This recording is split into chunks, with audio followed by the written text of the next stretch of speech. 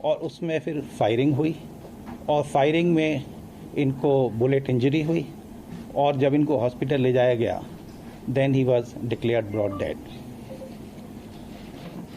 तो ये जो इंसिडेंट है ये एक इंटर गैंग राइवलरी का केस लगता है, क्योंकि इनके जो एक मैनेजर हैं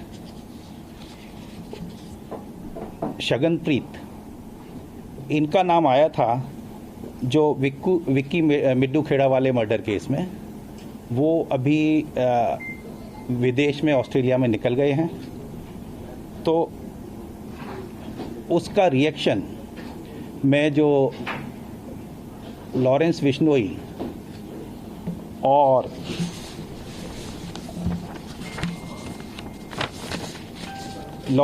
गैंग का इसमें हाथ है और इसकी जिम्मेदारी जो है वो लकी उन्होंने ले ली है उनकी गैंग के कनाडा से।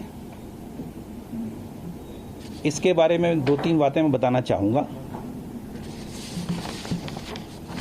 अभी तक के जो उसमें इन्वेस्टिगेशन में आया कि इनके पास सिक्योरिटी के पंजाब पुलिस के 4 कमांडो थे और अभी घल्लूघारा की वजह से हर साल पंजाब में सिक्योरिटी से थिन आउट करके फोर्स निकालते हैं जिससे घल्लूघारा के अरेंजमेंट फुल प्रूफ हों। उसमें इनके 2 कमांडो विड्रॉ किए गए थे। 2 कमांडो इनके पास थे, लेकिन जब ये गए तो दोनों कमांडो को साथ नहीं लेके गए थे, घर पर छोड़ के गए थे और रादर ये कह गए थे कि अब आपको आने की ज़रूरत नहीं है। इनके पास एक प्राइवेट बुलेट प्रूफ गाड़ी थी, वो भी नहीं लेके गए थे।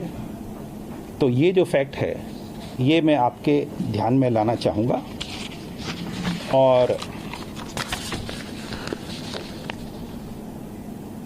केस का इन्वेस्टिगेशन चल रहा है। सीएम साहब के आदेश पर एक एसआईटी बनाने के लिए आईजी रेंज को मेरी तरफ से कह दिया गया है। इस मौके पर जो एम्प्टी केस बरामद हुए हैं 30 के करीब, उससे अलग अलग बोर के जैसे 9mm है, 455 है, वो उससे लगता है कि अलग अलग बोर के तीन वेपन, कम से कम 3 वेपन इस्तेमाल हुए हैं।